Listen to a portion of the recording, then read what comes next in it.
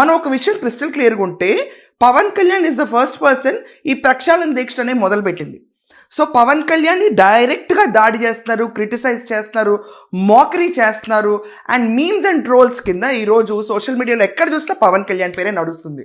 ఇలాంటి తరుణంలో అసలు ప్రతి ఒక్కళ్ళు అనుకున్నారు పవన్ కళ్యాణ్ దగ్గర నుంచి రియాక్షన్ రాదేంటి, ఎంతకాలం ఇంకెలా, మేబీ వాళ్ళు చెప్పింది నిజాలేమో అన్న స్టేజ్ కూడా చాలా వరకు జనాలు నమ్మడం మొదలుపెట్టారు.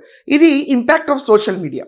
ఈ ఇంపాక్ట్ ఆఫ్ సోషల్ మీడియాలో ఏమైందంటే వైసీపీ సోషల్ మీడియా టీం అసలు మేము తిరుపతి లడ్డూ గురించి కల్తీయే చేయలేదు, మేము చాలా పునీతులు అన్నట్టు ప్రచారం చేసుకుంటుంటే ఆగి వెయిట్ చేసి పవన్ కళ్యాణ్ నిన్న జనసేన మీటింగ్లో అవుట్ బర్స్ట్ అయింది.